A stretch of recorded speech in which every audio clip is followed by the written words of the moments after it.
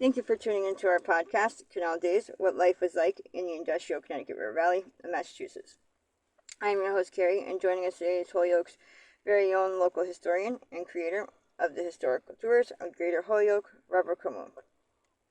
He personally offers and leads public and private tours, as well as presentations of historical sites throughout communities in the state of Massachusetts. The communities he has chosen to focus on this year are Holyoke, Chicopee, South Hadley, and East Hampton, and also Granby and Amherst as well. His tours spotlight the local canals, cemeteries, reservoirs, and churches, as well as various parks, streets, and selected historical houses within each community. And in today's episode, we'll be discussing the St. Anthony of Padua Church in New Bedford, Massachusetts. So, reveal to us the history of the church. It's a wonderful history. This is a French-Canadian church in New Bedford. And in the beginning, they had a wooden church. The reason why they were so poor. And it started as a parish of people in 1895, and they got their wooden church in 1896. And this was down a side street called Bullard Street. And they kept a school also in this wooden church. So children can go to school in the church itself.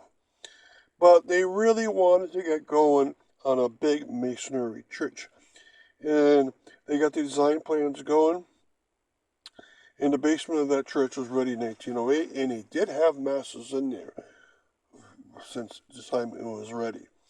And then the full church itself, made with long metal brownstone, and that's why it looks as gorgeous as it does, was ready in 1912, 3 to 4 years after the basement had been finished. Now, it is definitely a Romanesque church, a Romanesque revival church. Very heavy. You might even say it has some of the elements of Richardsonian Romanesque to it. All right, now it's a full campus, and we're going to talk about that along the way. So today we'll talk about not only its history, but who's buried alongside the church, and then also the architectural style on old buildings, and then what can be found around the campus itself. And can you clarify for us who is buried alongside the church? Yes, the founder of the church and the pastor of the church for 21 years is buried right alongside the church. He would die of pneumonia in 1916, and since he was the founder of a very old church, they would bury him alongside the church with a nice tablet gravestone. They put a wrought iron gate around him so that a lot of people were going up to it and touching the gravestone. It was starting to get worn out. His name is Hormidas de Laura, and a lot of Catholic priests who start up churches in the old days are buried alongside their church. It happens in many communities in Worcester, in Boston, in Laconia, New Hampshire, some places in Connecticut, and Springfield, Holyoke, and Northampton in the western part of the state. They will have Catholic pastors buried along there. Rumors as to he fallen off the church and buried right at the site are incorrect.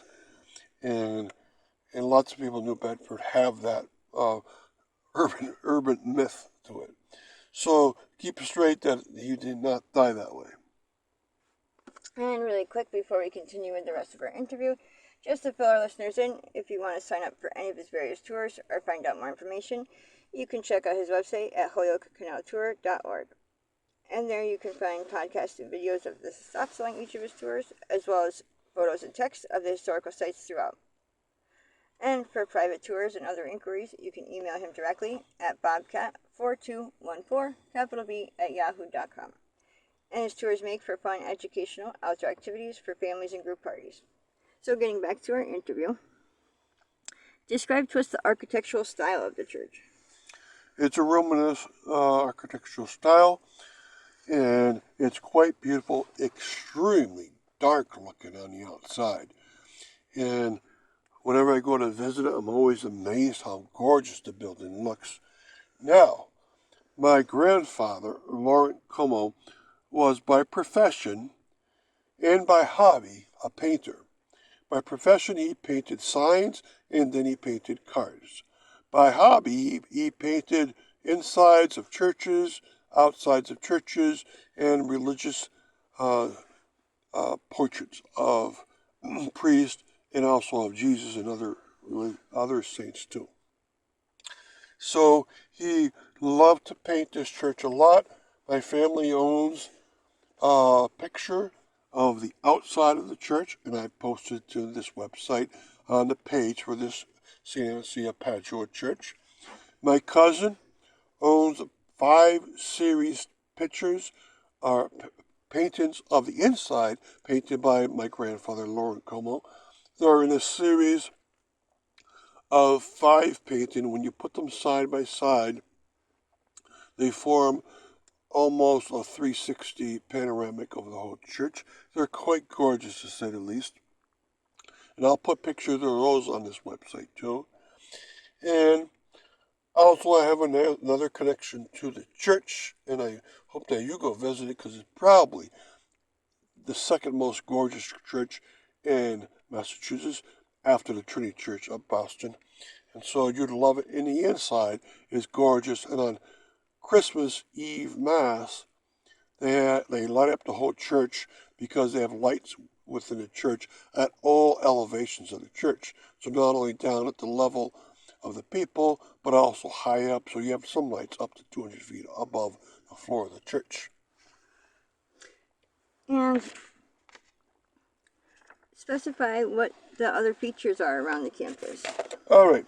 They do have a school, and they had that right from the beginning. In 1896, when they made the wooden church, they also had the school children go to school in that wooden church. The brick and mortar church came around in 1925. The convent started up in 1922, even before the brick and mortar church, but they had to serve the students who were already going to school in the wooden church as a school. So I'm pretty sure the nuns lived in a prior convent, which are probably apartments near the church itself. The rectory had to serve the priests right away, so the rectory was built out in front and to the right, and that's from 1896. So for 1 year, the pastor probably lived in an apartment, then they had the rectory built itself. All right, so those are the components. The burials, most of the burials took place in the French-Canadian cemetery within New Bedford. Now, it's still a very active church, but I think the school is closed down. Now, I have another personal connection. Besides my grandfather being a painter, painted inside and outside of this church, both my parents also attended the church. My mother attended St. Joseph's Elementary School, but for high school she went to St. Anthony of Padua High School. My father went to elementary, middle, and high school at the St. Anthony of Padua Church, and so did his brothers and sisters. And so I've heard many stories about it. I have yearbooks from it too. And so it's always been a very, very active place. And I'm happy I've been able to visit it a few times. And I wish that you do too. And so the best I can say is 2 things. Make sure you go to the outside of it, inside. It's incredibly gorgeous. And then make sure you check out the pictures that I have of it because you get the sense of how gorgeous it is. Thank you. And thank you, Robert, for educating us on your tours and historical topics of your expertise. And I want to thank our listeners for tuning in. And you can check out a large selection of other podcasts on his website as well as on SoundCloud.com. And be sure to check out new podcasts and videos posted daily. Thank you for tuning in.